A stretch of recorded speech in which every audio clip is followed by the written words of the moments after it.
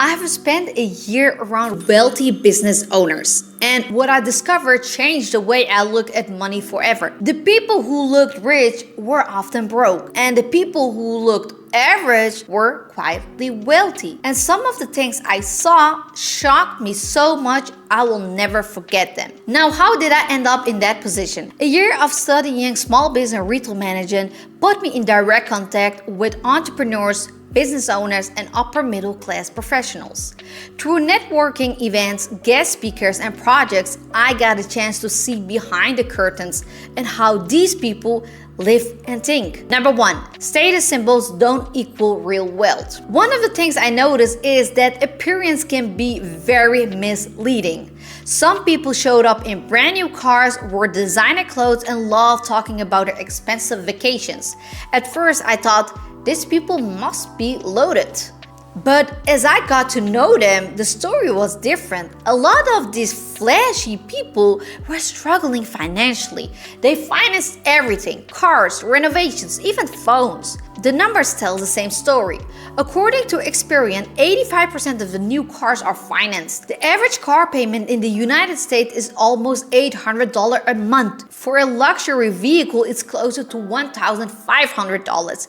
And that is before insurance, gas, or maintenance. If a family has two of those cars, that's basically a second mortgage. And mortgage themselves. Many of people I saw were stretched to the limit. A $3 million home with modest down payment still carries a mortgage of $10,000 to $50,000 a month. Add student loan and credit cards, personal loans on top of that, and you can see how even high earners end up drowning in payments.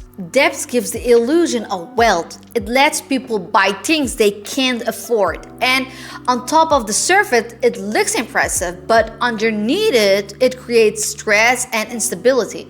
I remember a conversation where people joked about being house poor, meaning they had a beautiful home but couldn't afford to furnish it or take a vacation. On the flip side, the people who drove older cars, lived in modest homes, and didn't care about impressing anyone were usually the ones who were financially free. They didn't owe the bank for everything. They owned their stuff outright.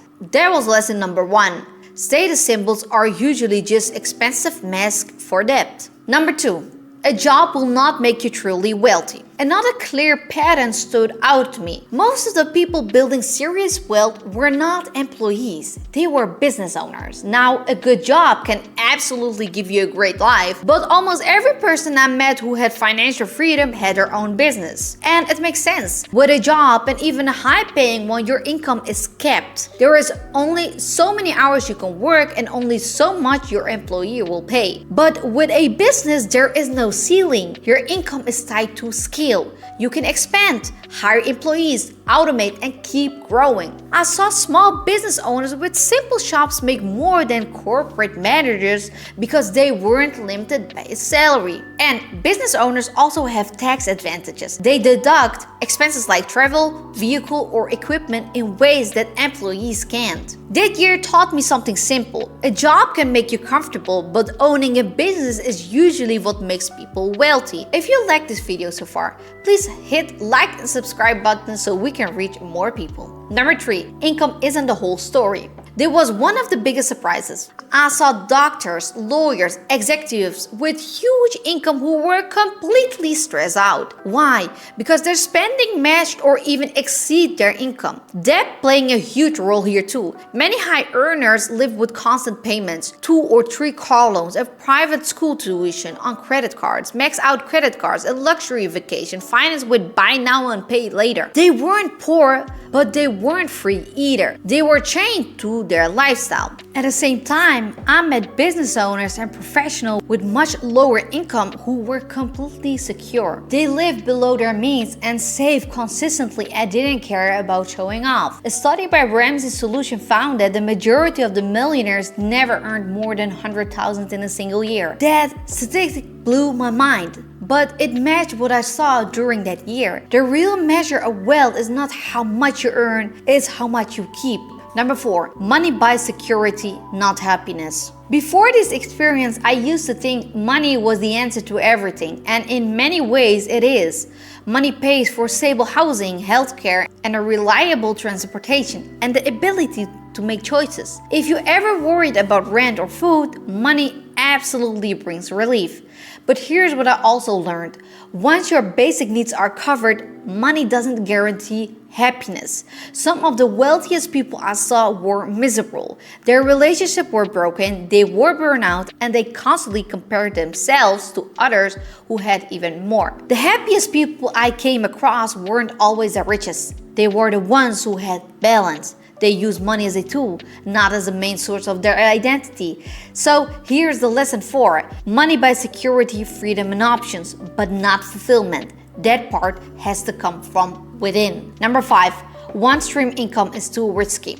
A pattern I noticed amongst the most financially stable people is that they almost never relied on just one income stream. Study shows that the average millionaire has 7 streams of income, and in real life, I saw that play out. Many people had their main businesses, but they also had investments, rental, properties, consulting gigs, or side projects. Even younger entrepreneurs were already building multiple income sources. They do not want to depend on just one. It made me realize how fragile it is to rely on one paycheck, whether it's from a job or even from a business. True security comes from diversification.